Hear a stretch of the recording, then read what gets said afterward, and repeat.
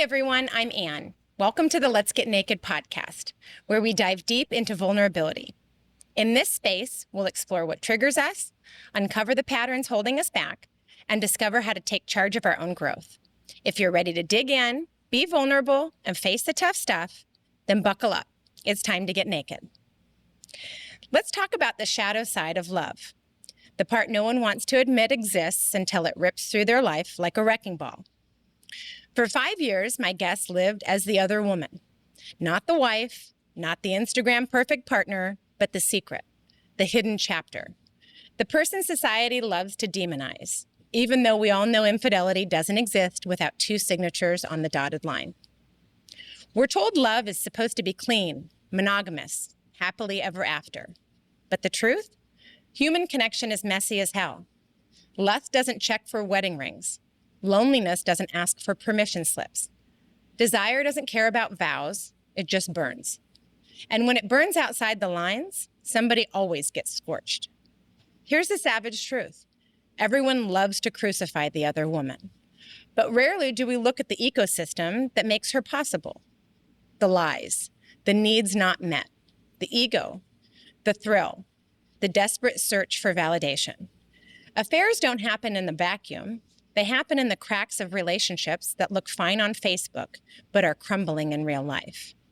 So today, we're not playing polite. We're diving straight into the fire. Affairs, betrayal, guilt, ecstasy, and the brutal fallout of living as someone's secret for half a decade. Because behind every whispered scandal is a very human story. And if we're too scared to talk about it, we're never going to learn from it. Today, I'm stripping it all off with Nikki. Nikki is the host of the podcast, The Scarlet Edit, a relationship coach, speaker, and investor. Welcome to the show, Nikki. Thank you. Yeah. That was such a beautiful intro. Did you write that? I did. I write it with ChatGPT because I put in like, here's who my guest is, here's what the answers are going to be, you know, some of the things that you fill out for the questionnaire. Sure, yeah. And I think kind of the willingness of yours to talk about being the other woman is a big deal. It feels very naked because I think a lot of people think like, the other woman isn't human. Oh, totally. You know what I mean? 100%, and what an animal she is to destroy what a horrible this person. Exactly. No morals, no values. Right, exactly. And so to be able to like really get naked about that, I'm very excited to have this conversation because it does affect so many lives that people don't understand 100%. And they vilify the other woman. And it's like, no. If my husband's out doing something, something is not right at home, right? And so being able to take responsibility, I think a lot of people think, oh, I got cheated on.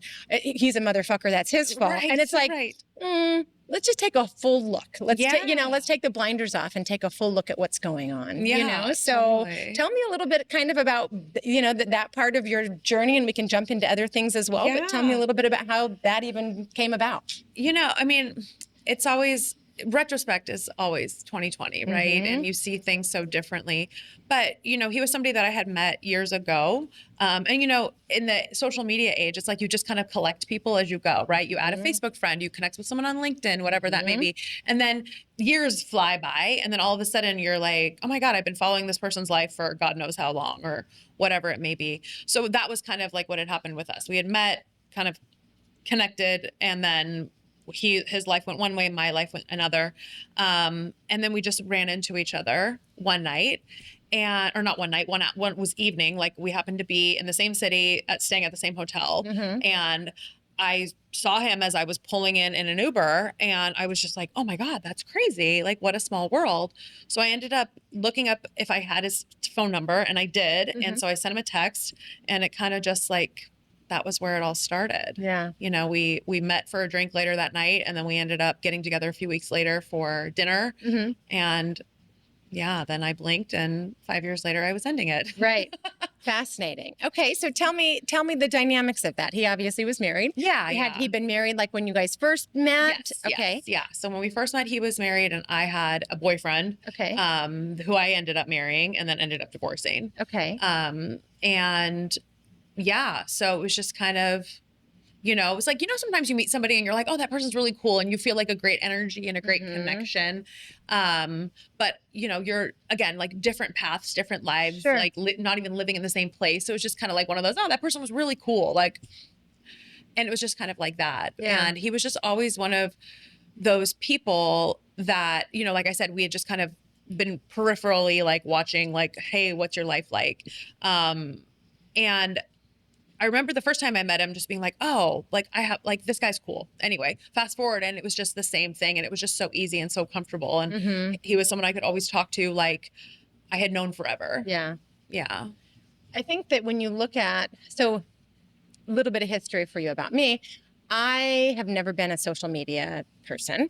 I had 3 kids. I was busy building businesses, and that just never registered. When that came out and that was a big thing, I just was not in a place to even have any presence whatsoever. Sure. But I understand obviously how it works. And, you know, I look at that, or have looked at that from the outside and thought, it feels very dangerous. It feels like you're playing with fire because of looking at other people's lives where it looks like they're having such a good time. And if you're in a place where you're not in a good place, you're seeing someone else's highlight reel, 100%. and then you're living in your life, right? So if you're at that time married to somebody, or you're with somebody else, and it's like, oh, that looks like shit. But then on your feed, you're seeing like, oh, someone else on their vacations. Oh, someone else and how amazing they are. And you're not seeing that guy leaving his dirty underwear on the floor for some other woman, right? He's on his best behavior for the Instagram reel. Yeah. And so you're not getting that. And so it makes it almost glamorizes that other situation, and it makes it look like what's in my backyard looks like shit. What's out there looks amazing. You know, for those of us that kind of, I'm a big metaphor person. And so it's like, to me, I don't think the grass is greener on the other side. I think the grass is greener where you water it. Absolutely. You know? And so, and so I also think that someone's not up for the taking unless something's not right at home. And it isn't even a taking. I don't mean it in that kind of way, but you know, you see what I'm saying? Like, you're not going to go steal somebody's fucking man if he's plugged into her and whatever. There's obviously something that's wrong. Yeah. So and it takes like 2 to tango. For sure. Also. Like I said, 2 on the dotted line. Like that's that's like the thing that I think some people, when they villainize women in these ways, it's like, okay, but like, it's not like I, you know, handcuffed him and said, you know, you're going to have sex with me right now, and we're going to be in this long-term relationship. You know?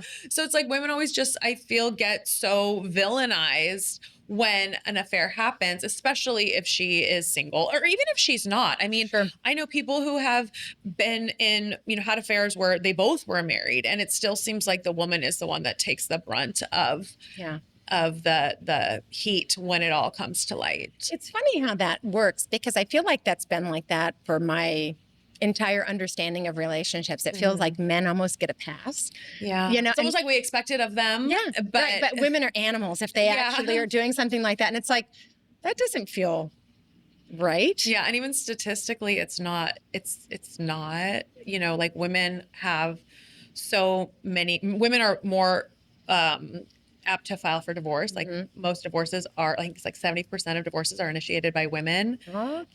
Women are more active on on that website, Ashley Madison. I mean, it's by very little, but their percentage of women to men that are on that website, depending by country, sometimes it could be as high as 2 to 1. So, I mean, you know, I'm not like trying to talk poorly about us, but I think that like we expect it from men. We don't expect it from women. And so then women get villainized, even though women are often lacking in their relationships. And then for millions of reasons, don't want to just end it and move on to try to find somebody else. So they seek what they're, you know, fulfilling their needs elsewhere. Yeah. So when you started with him, were you still in a relationship, or no, you were single at that point? Yeah. Did he maintain his relationship with his wife the whole time throughout your relationship? I mean, yes. But I mean, it's so hard because I always feel like I have to caveat everything when I talk about things, because, you know, when you're involved in something, you believe everything, right? When you're in love with somebody, you believe what they tell you. You're going to give it all at face value.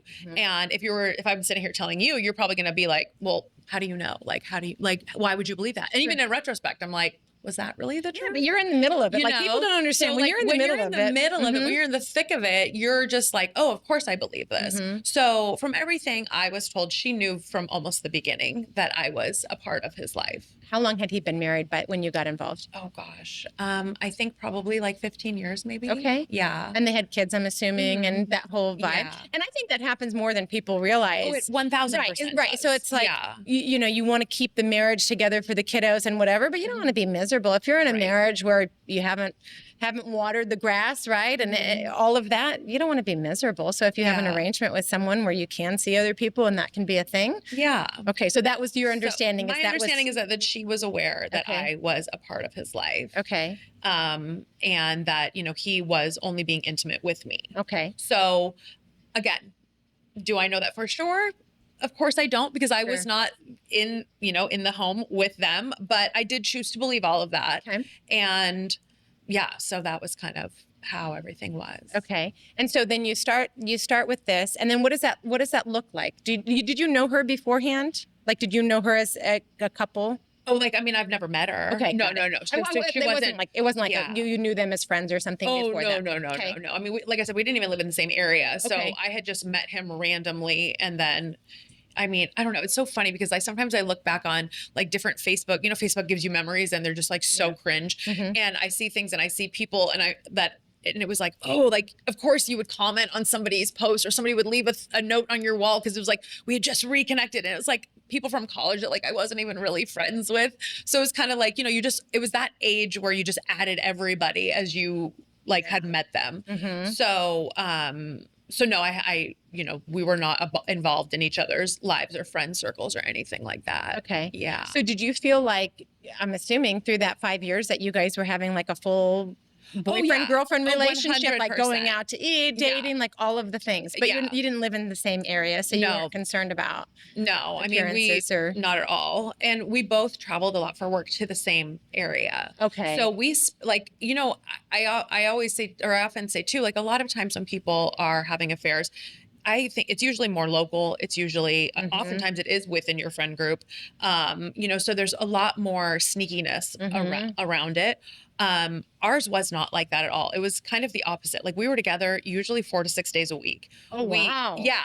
So we were together all of the time. I mean, we were out in public. Like it wasn't like if we were at dinner, it's like it was very obvious we were a couple. Right. I mean, there was restaurants we frequented where like the servers knew us and we would go in and they're like, oh my God, it's so great to see you guys. How are you? Blah, blah, blah. You know, so, I mean, it was definitely like a very real relationship. We traveled together. We did stuff like he knew my friends, my family. So it was very, very real. Did you meet people in his life or no, just the opposite? So that's the thing. And so that's what's not funny, haha, but like, you know, you look back and it's like, oh, wow. Like, you know, how I like to say it is that like he had like an all access pass to my life, like VIP backstage, all access to my life. And I was just a ghost in his. When did you realize that?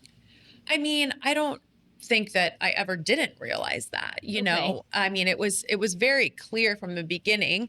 I think that when you, at least for me, when I fall in love with somebody, I'm excited and I'm happy.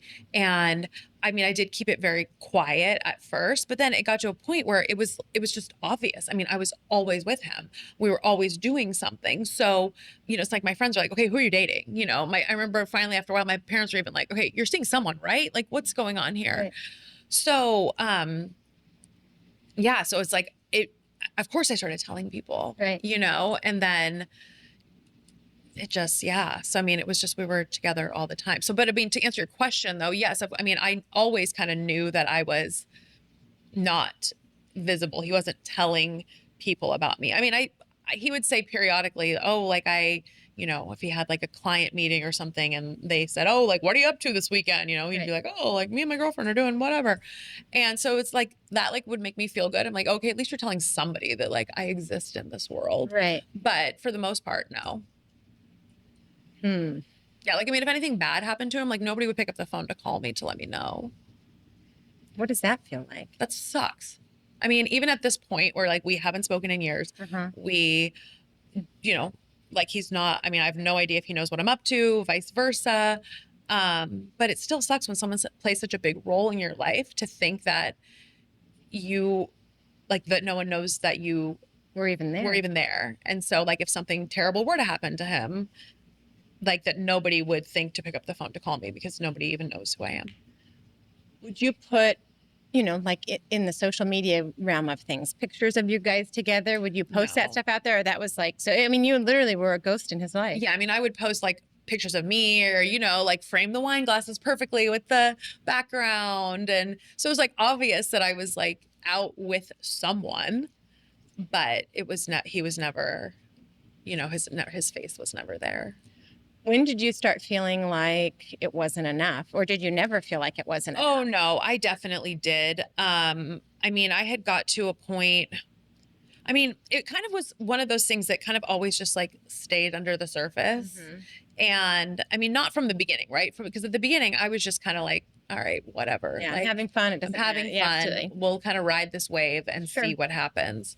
And then as time goes on, and I'm like really in love with him, and I'm like, wow, this is amazing. And, there were so many positives from that relationship. Like, I think that it really helped me grow as a woman. And then, so it was like, but still, it's like, it always was kind of like bubbling under the surface. And I often kind of explain it like, it's like the what are they called? Like a weight, you have like the weights on each side. Yeah. Where it's like the balance or level. Yeah. And so it's kind of like, it's kind of like this, right? Like everything's amazing. And then there's just this little bit down here. And then something happens, you get annoyed or you get frustrated. And then maybe it's a little here and you start like nitpicking and like saying like, oh, okay, well, like how much longer? I can't do this for much longer. Right. But then everything gets better. And so for the most part, I would say, I mean, we got along super well. I've said before that like loving him was as easy as breathing. Like it really was. Like he was such an easy, we got along so well. He was such an easy person to be around. We had a wonderful friendship. Like we just got each other. Like it was just so easy to talk about everything. So for the most part, it was like this. And then I had got to a point right before COVID, and I was like, okay, I was starting a new job. I was really excited about 2020. I was like, oh, like the roaring 20s are back. I really like even numbers. I was turning an even number that year. So, I was just like all in my romantic, whimsical brain, like, okay, this is the year where like all these things change. And I was kind of just basically like, he's either going to shit or get off the pot. And then COVID happened. And it was like, everything stopped. And I mean, it really wasn't, I don't know. It was like everything stopped, so everything shifted. And so then it was like, I was more like concerned about like, well, what the hell's going on in the world? Like, am I going to be stuck in my house for the next year? What's really like, how are all these things happening? I mean, the first 2 weeks I didn't even see my parents. And that was insane. And then I remember finally being like, okay, just come over and like, we won't hug, but come over and drink wine and eat with me because I don't want to be here by myself. So anyway, that year we didn't see each other for a few weeks. Like I think everybody didn't see anybody for a few weeks. And then we started seeing each other and spending more time together again. And it was great because it was just like, we were going places that were open and we were like, ooh, this is fun. And it wasn't like the hustle and bustle of normal life and like having to be in the office and going to meetings and work trips and all those different things. So it was like, oh, this is kind of great. We're both working remote and we're at this cool hotel and we're, there's not a lot of people here and everyone that works here is so happy to have customers. So, it was just like all this, it was like the balance was back up here again. And then when life continued and things started opening up again, all of those feelings came back because it was like, great, like here we go again with all of this, like, oh, spring break. And now you got to go do this. And just like weekend things where I was like, okay, like, why aren't you answering the phone? Or why aren't you even calling me? Whatever. So then I was just finally like, okay, this is not it. Yeah. And I think that it has to do with a number of things. Like one, I mean, I think first and foremost, it has to do with my own self-worth and my own growth throughout that time period of my life. But then also just like, getting to the point where I realized I wanted more. And it became so clear to me that like, I had done everything. I had given everything. And I was like, what else could I possibly do to make you choose me? Because like I said, all access pass, like, and I've done everything I possibly could. So it wasn't anything that I had planned. I didn't wake up that morning thinking like, oh, I'm going to break up with him today. Right. It just kind of all like exploded. It was like a boiling pot. Like I was frustrated. We were on the phone, then it turned to texting. And then finally I was like, if you can't choose me right now, I am done. Yeah. Was that something that he said earlier on or that you thought was going to be a possibility where he was going to leave his wife and then? I mean, he never made me any false promises. Okay. So, I always want to make sure that I'm very like clear about him. He never made me any false promises. So I wasn't sitting here thinking like, oh, I just have to wait until. Right. In my mind, I thought, well, maybe just until this or just until that. So no, I mean, yeah, I mean, he wasn't ever asking me to wait, but I was more just hoping. I was hoping that the love was enough. I was hoping that I loved him enough and that he would say, like, finally wake up one day and be like, what am I doing? This is stupid. It's wild to me because we talk a lot on this show about expectations, right? And like expectations ruin everything. Totally. And you romanticize yourself or what it sounds like, romanticizing yourself of like, he's going to come in, you know, knight in shining armor on the white horse and say like, dun, da, da, da, I choose you, you know, all of the things. When even though that's not what he said, that's not what's noodling around up here, right? You have this whole scene of like, this is how this is going to be. And he's going to open his eyes to how much I've given him all access and like all of the things, when in reality, that was never probably part of what his plan was. I mean, if it's a guy who's got kids at home and he's, you know, family's important. And even in the beginning of telling like, my wife knows about it and whatever, I'm keeping my family together, like, that sounds like the way that he's going, but that feels like shit on your side when you can't just have, you know, like you said, he's traveling with his family and now I don't get to talk to him, or he's had, you know, there's jealousy that comes in, there's insecurity about like, where is he now? He's not here, whatever that looks like. And it sounds like if you're spending all week with him on business trips or whatever, it isn't just like a once every couple of weeks I'm seeing him for an overnight. It's a much bigger deal than that. Yeah. I mean, it's certainly, it was. It's like, okay, well, like have fun at home. See you on Monday. Here's the deal. Your life isn't going to magically fix itself. Nobody's coming to save you.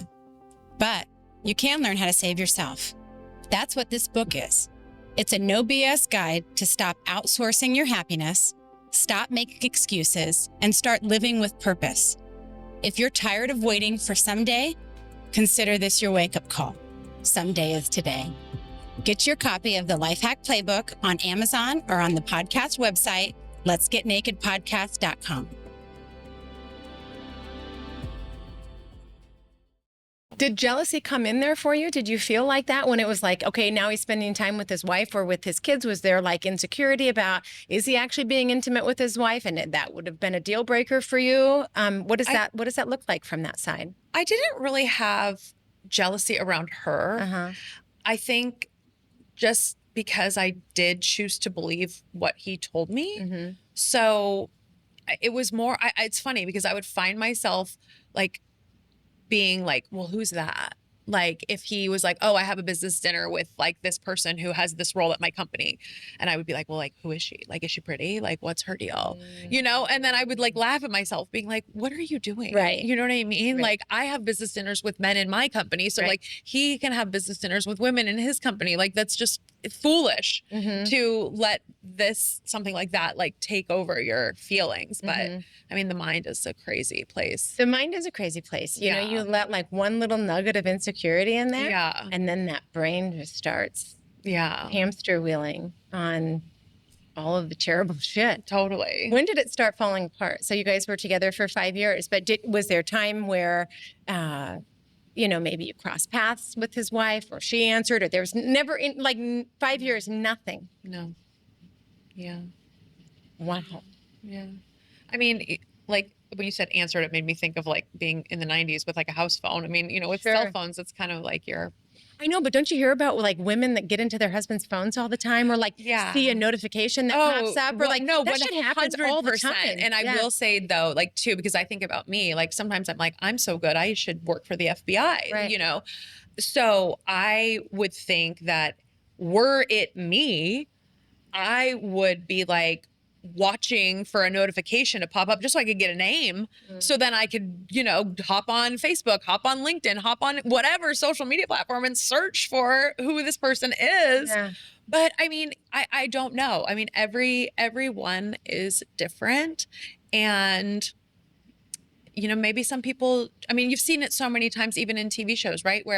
Where something happens to the man and like two women show up and one of them's like, oh, I've known about you for the last 12 years. And it's like, you know, and they just compartmentalize.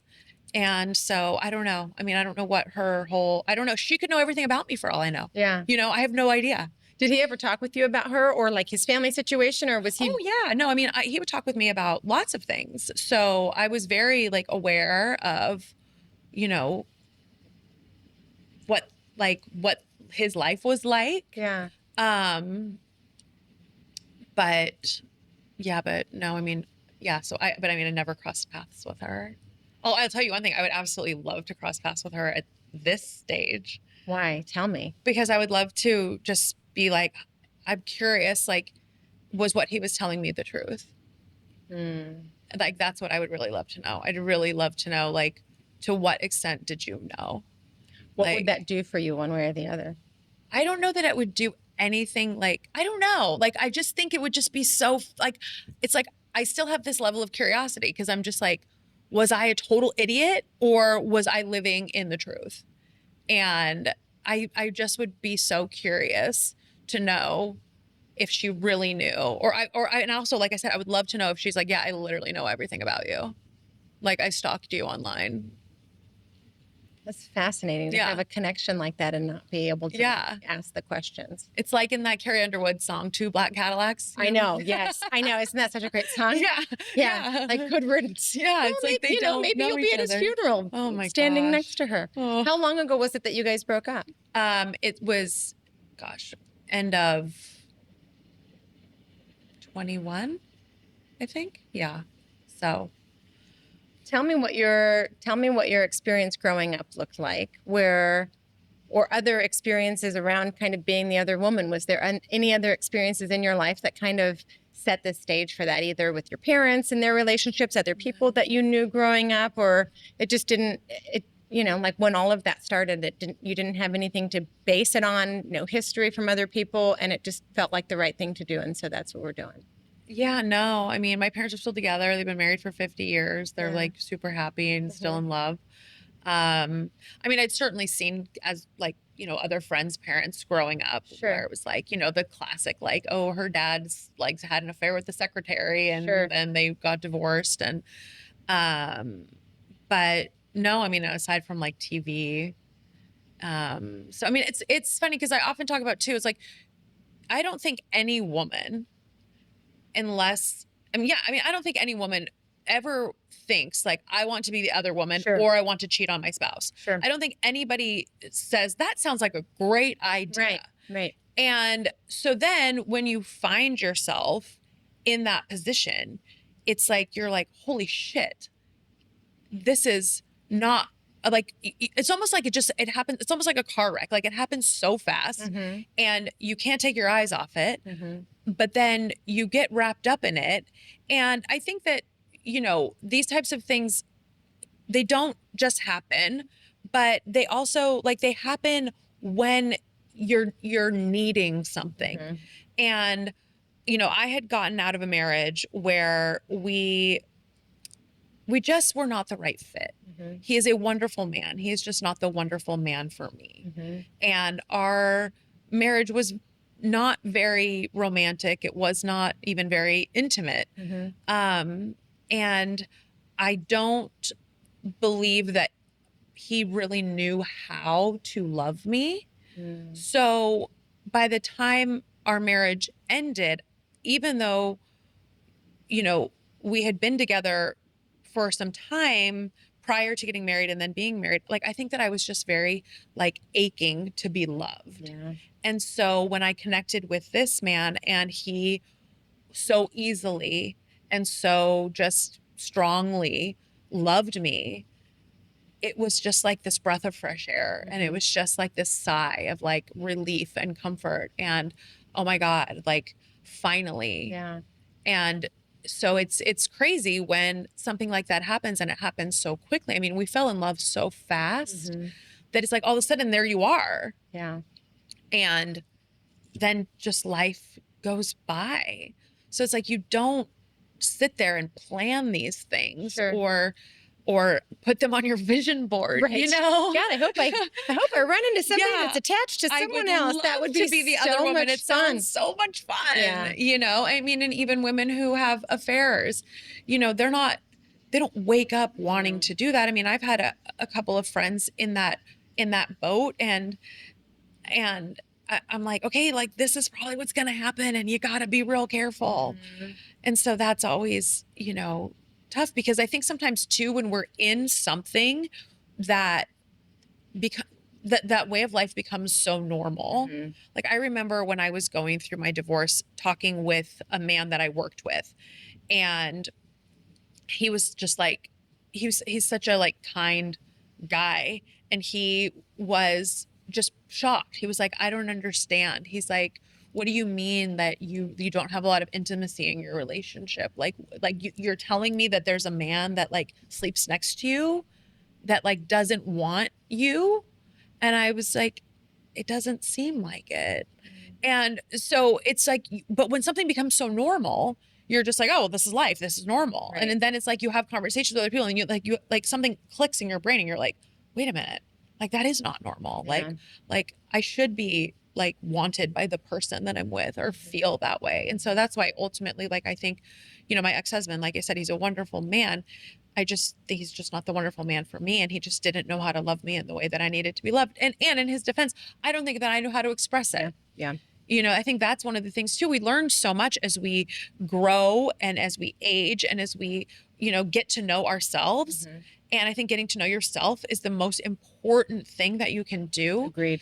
And if you don't know yourself, how are you to expect somebody else to know you and to give you what you need if you don't even know how to express it? I couldn't agree with you more. I have some single friends and they talk about similar stuff of just figuring themselves out before they would even be willing to be with somebody else. Because when you talk about, you know, being starved for love or being at this place where it was like, it felt so good, what we all should realize is that we possess that inside of ourselves. Yeah. That it doesn't have to come from outside validation. But the problem is most of us are raised with, you know, feeding off of crumbs from other people to fill a cup because we don't know how to fill our own. You know, so as we do get older and as we realize like, oh, happiness is an inside job. Oh, I'm supposed to be able to, you know, fill my own stuff so that I don't have this outside situation that's causing drama in my life, right? Because you're dating someone who, yes, you're in love and all of the things, but he's not attainable for you. And if that's something where like, obviously when you got to a place where I want more than this, you know, it's,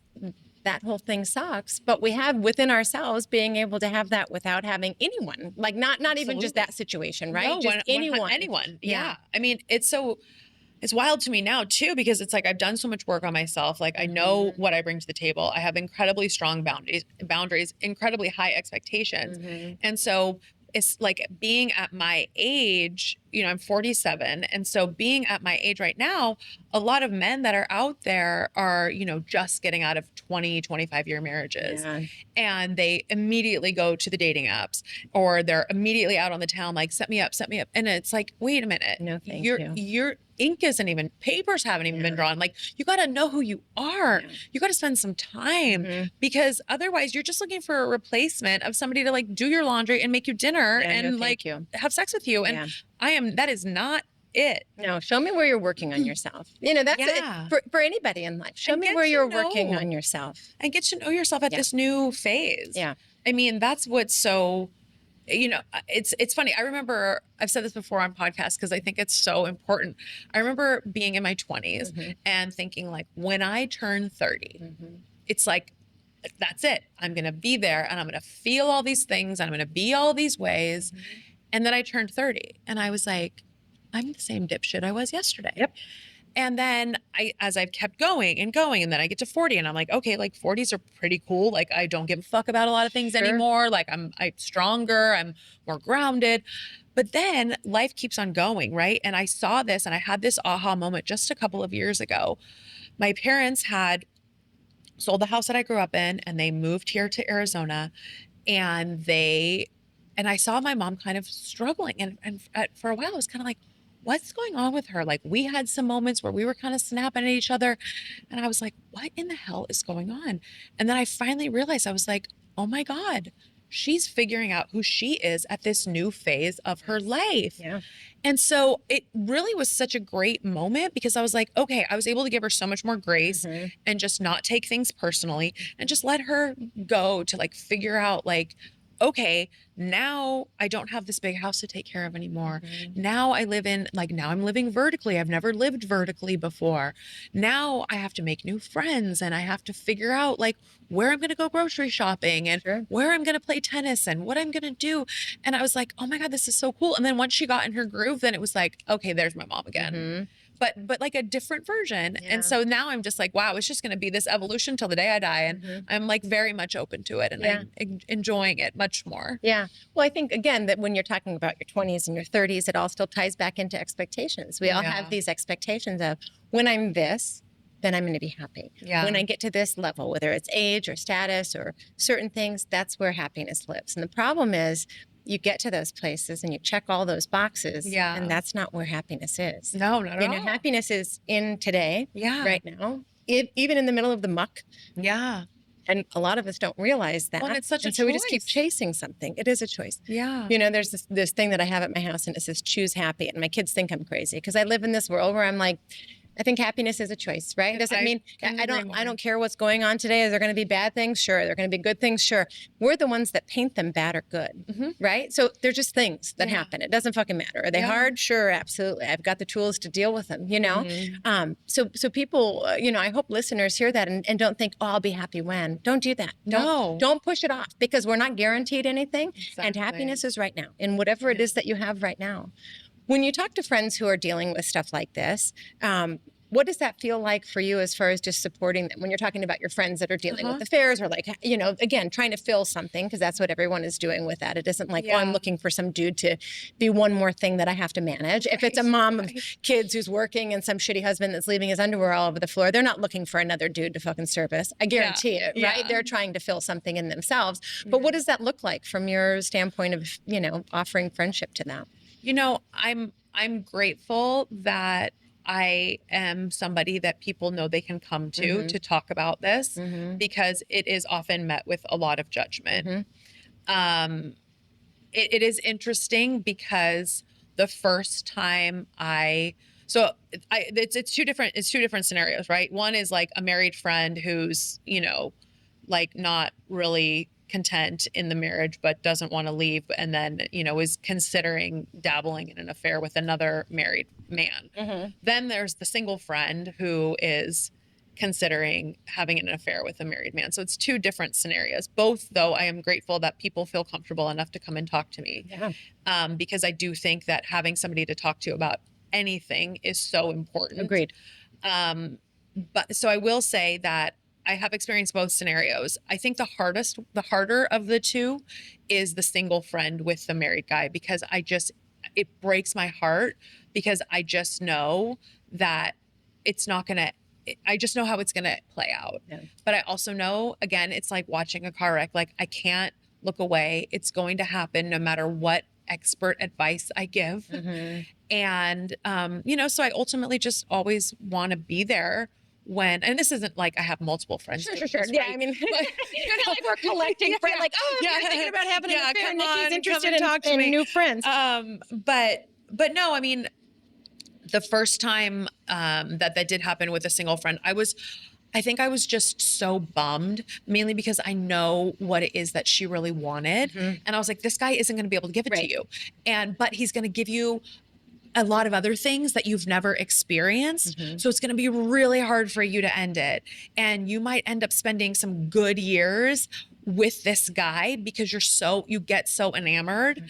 And I mean, as women, it's like when we're intimate with somebody, like all the hormones go off and go crazy, and it's so much easier to fall in love. And it's so easy to say like, oh, like I'll date other people while letting him wine and dine me and take me places and buy me things. But it's like, most of us are not that way, you know. Most of us do want just one person, and if we're in love with them, it's going to be really hard to date some guy who, you know, lives in an apartment that has a roommate and they're playing video games when this guy's like taking you away for the weekend to the Four Seasons and buying you dinner at like Nobu in Malibu. You know what I mean? It's like, Right. So yeah, I mean, I always try to be a very, you know, safe place for people to share with, and then, you know, ask them like the tough questions, but also be there when they're happy, because that's the other thing that I think people don't understand. Like, and kind of what you started off with at the top was like villainizing the other woman, but there's so much joy that can go on in these relationships. And so you don't want your one or two friends that you're sharing with to just shit on you every time you're like, oh my God, like, look at what he bought me. Or, oh my God, you know, that restaurant I've always wanted to go to, like, he took me there. And, you know, when like little, like nice things happen, you do want to be happy that they're experiencing things in life that perhaps they've never experienced before. Well, and nobody needs the judgment. Well, that's the right, thing too. It's like none of us are perfect. No, exactly. Yeah. And if as a friend that doesn't sit right with you, then that person isn't for you, and that's totally fine. But if you're coming from a place where you're judging your friends, turn the mirror around and take a look at yourself, right? Because it has nothing to do with the other person. Yeah. I think people don't realize that. Oh, In the judgment thing, especially, it's like, yeah. I don't spend time with other people that judge. I just, if it's the biggest fucking turnoff to me, right? To sit down with new women or other people that you meet in life and listen to them talk shit about other people. Oh my God, it's for me. I literally turn it off and just go the other direction because it's like, this is middle school behavior, ladies. This is real fucking 7th, 8th grade behavior. And if we haven't gotten past this, I'm sorry. But I literally have zero interest in that. That's it. What a fucking drama waste of time, no matter what the other person is doing, right? I have people at my table of life. If they came to me and we're talking about the stuff that you're talking about, I'm either going to be supportive about it, or if it's something that I can't deal with, then don't. But I sure as fuck am not going to be the one that's, you know, judging and pointing fingers, because nobody needs that. No one walks a day in your shoes for what your situation was, or for your friends who are dealing with the same situations. Yeah. Nobody walks a day in that. And I think there's one thing that I know for certain now, given the road that I've traveled to get here today, is that you never know what you would do until you're in the situation yourself. And that realization has made me stop saying things like, well, if that was me, I would do, because like you don't know. And so when people come and judge and say things like that, it's like, I just want to be like, fuck you. Yeah. You do not know. You've never been there. So I don't want to hear it. And you should just shut your mouth and go away, because like nobody cares what you have to think, because you've never been there. It's funny because when life comes and knocks you down, all of those things that you said, I would never do that. All of that's up for fucking negotiation, because you just, until you're in the middle of stuff happening, you never know. Same. I mean, I remember years ago, I had a friend, and she had been, you know, she had married her high school sweetheart.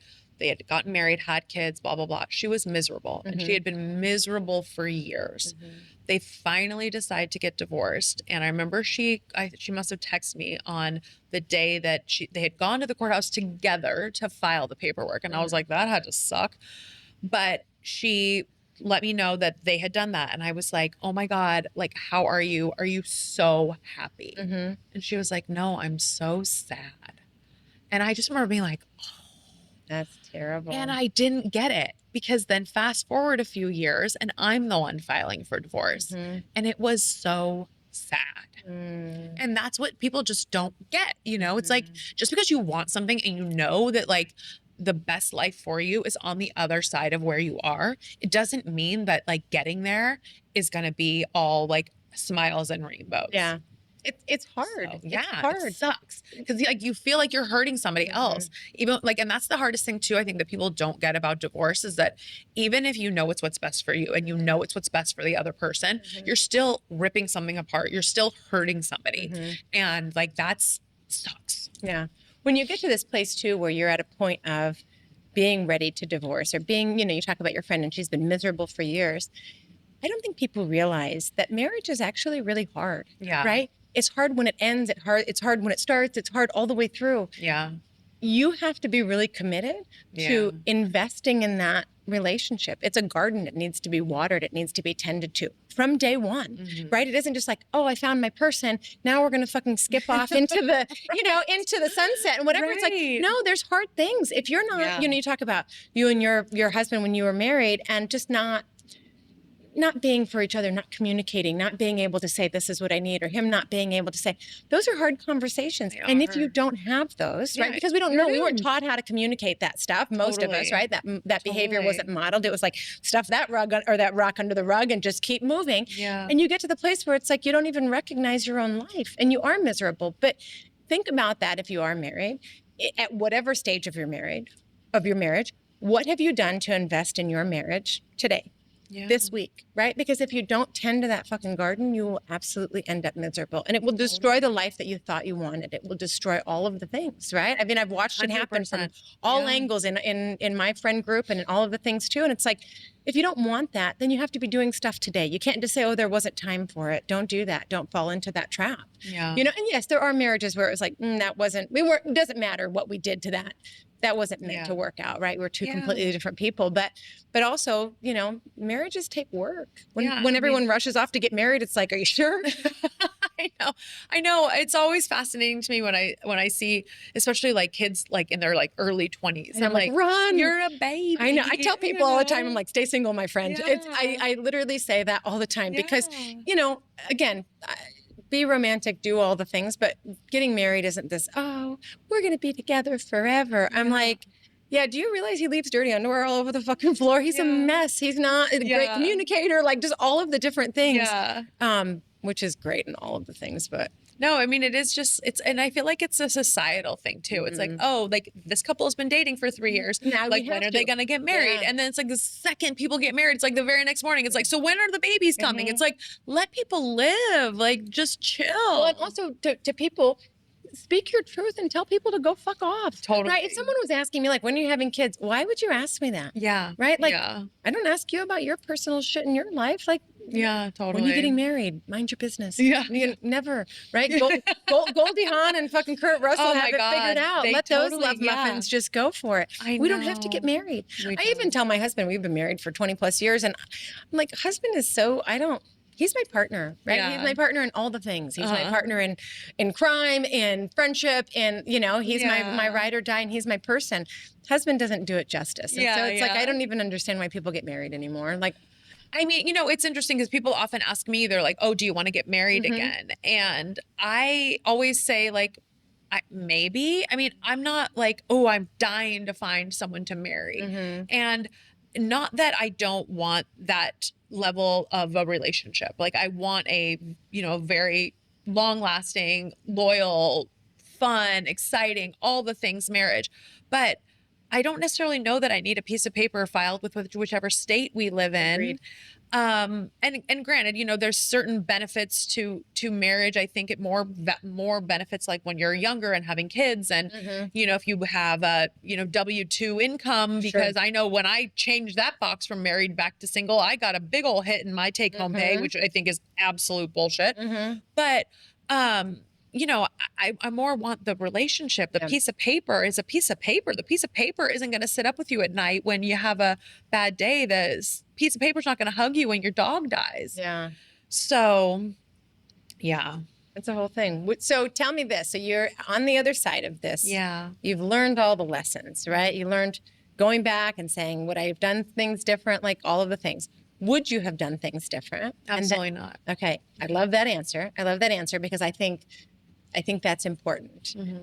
Not only for this one instance, but when people live with regrets in life, I just think that's a really dangerous place to be because everything that I've gone through to today has been for a reason. And where do you start saying like, oh, I would have changed this? Because it changes everything after that point. You know, you don't just get to play Jenga where you're like pulling out different pieces of your life. It's like, no, this is part of my story. Yeah. So that's question one. Question two is, would you do it again? No, absolutely not. And why? So, well, which question do you want me to answer first? Just would you do it again, right? So if you say I don't regret it, that's I learned, you know, yes, I learned from it obviously and whatever, but what changes for you about would you ever do it again? Because I've been there. I know what it feels like. I know that I deserve so much more. Like I am the leading lady. I am the main character. I deserve somebody who thinks that I am the absolute fucking best and that wants to like literally put me on a chair and parade me around the room, be like, this is mine. Like how lucky am I? Yeah. And now I believe that about myself to such a degree that like, yeah, I'll fucking wait. Like I'm not in any hurry. I know that the man that is meant for me is out there. I will meet him when I am meant to.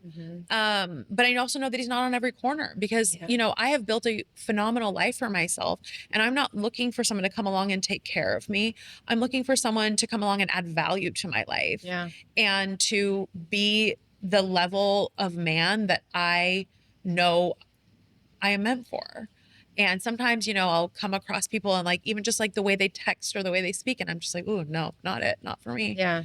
I think it would be really hard to date nowadays. Like yeah. I mentioned, I've been married for a long time, so my mind isn't anywhere around that. But I listen to some of the people talk, friends and stuff talking about different ways that people meet each other nowadays. And yeah.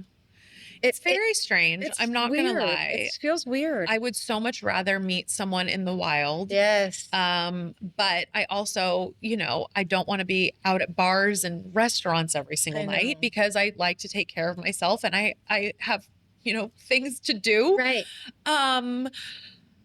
Dating apps are, I would say for the most part, unpleasant. That's a good word for that. But I do think that they can connect you to people that you otherwise wouldn't meet. Mm-hmm. So speaking of expectations, I periodically will give those a whirl, but with no expectations. Like my friends and I joke that like the bar is in hell. But you also never know because every once in a while you see someone and they're like, holy shit, I met him on Hinge or I met him on Bumble. And then they're like, I'm so glad I did it, So, and these are like my type of people, like where I'm like, okay, well, you're fucking awesome. Like if you met that guy on Hinge, like maybe, right. Who knows?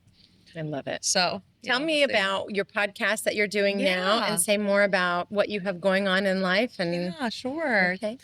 So my podcast is called The Scarlet Edit. I named it that because it's kind of like a play on The Scarlet Letter, the book by Nathaniel Hawthorne.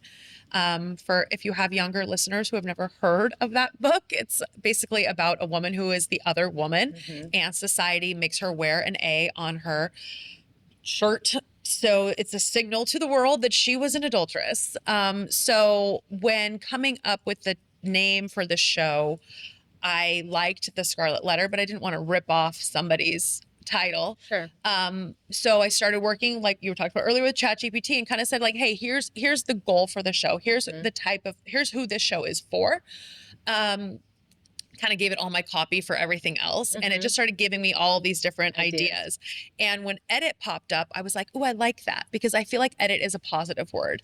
I mean, you see it periodically with fashion, right? It's like the spring edit, the summer edit, like the, Gap times, whatever, celebrity that they're doing an edit with. And I'm like, oh, that's cool. That's fresh. It's fun. And what I really want is for my show to inspire women who have felt the stigma, who have felt the shame from different past relationship choices to see that like they don't have to carry that and they're not scarred with a past decision, that they are able to say like, yeah, that was my past. I don't regret it, or maybe I do regret it, but like I would never choose it again. I've learned from it. I've changed. I've grown. And I am not going to sit here and self-punish or allow anyone else to punish me for those decisions for the rest of my life. I am still worthy of the love and the life that I want for myself because I believe that wholeheartedly. Absolutely. So if I can be that example for other women, then that is what I want to do. Yeah. So along with the Scarlet Edit, I'm building a community on Patreon. It's called Rewritten. And I wanted to put it in a space where you have to put a little skin in the game because I really wanted to keep it safe. I want to keep lurkers out. I want to keep mostly like, bad apples out, but where people can come and talk and meet one another. So it really is just getting off the ground. But, I expect like live Q&As, resource lists, opportunities to connect with other women who maybe have similar stories to you.